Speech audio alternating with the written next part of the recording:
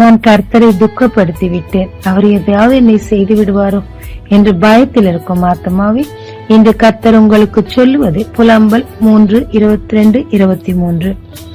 நாம் நிர்மூலமாகாதிருக்கிறது கர்த்தருடைய கிருபையே, அவருடைய இரக்கங்களுக்கு முடிவில்லை, அவைகள் காலைதோறும் புதியவைகள், உமது உண்மை பெரிதாயிருக்கிறது. தாவீது பத்சேபாளிடத்தில் பாவம் செய்தார், ஆனால் அவர் தேவனுடைய இருதயத்திற்கு மிகவும் பிரியமான மனிதர்.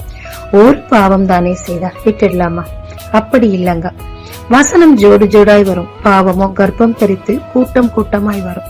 இவருக்குள் வந்தது இச்சைத்தான், அதைத் தொடர்ந்து விபச்சாரம் நடந்தது. மூன்றாவதாக ஒரு உண்மையுள்ள மனிதனின் இரத்த பழியை சுமந்தார். நான்காவதாக ரொம்ப கன்னிங்கா பிளே பண்ணி அந்த பழியை அவள் கணவன் மேலேயே வைக்க ஆயத்தமாய் இருந்தார்.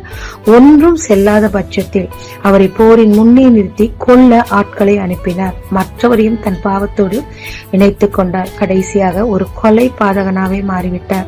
எல்லாவற்றை விட மிகப்பெரிய பாவம் அவருக்குள்ள கில்ட்டே கிடையாதுங்க. அதை யாரும் பார்க்கவில்லை என்று சுகமாயிருந்தார். ஆனால் தேவனதை பார்த்து தீர்க்கதரிசியிடம் சொன்ன போதோ நறுங்குண்ட இருதயத்திற்கு சமீபமான தேவனிடத்தில் மண்டியிட்டு கெஞ்சினார். ஆனால் பூமியிலே நீதிமானுக்கு சரி கட்டப்படும் என்று வேதம் சொல்கிறது. அதன்படி அவர் மகனும் செத்தார். ஆனால் இரக்கமுள்ள தேவன் அவருடைய அழைப்பில் மிக உண்மையாயிருந்தார்.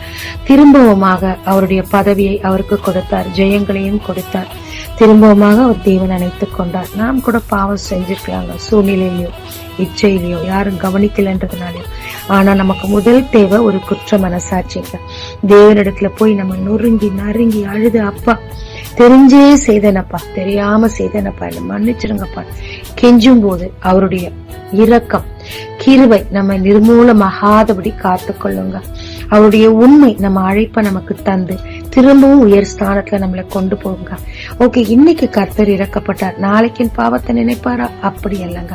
அது காலை தோறும் அவர் இரக்கம் புதிதாக இருக்குங்க. ஏன்னா அவருக்கு பெயர் இரக்கத்தில் ஐஸ்வர்யவான். கவலைப்படாம தேவனிடத்தில் நெருங்குங்க. தேவன் உங்களை அனைத்து ஆசீர்வதிக்க காத்திருக்கிறார். ஜெபிக்கலாமாங்க. தேவரீர் எனக்கு குற்ற மனசாட்சியை தாரும் ஐயா. யாரும் பார்க்கல நினைச்சாலும், பாதாரத்தில் படுக்கை போட்டாலும் உம்முடைய கண்கள் அங்கத்தான் இருக்கு. தேவரீர், நான் பாவம் செய்தேன், என்னை மன்னிப்பீராக. சாக்கு போக்கு சொல்ல விரும்பல கர்த்தாவே.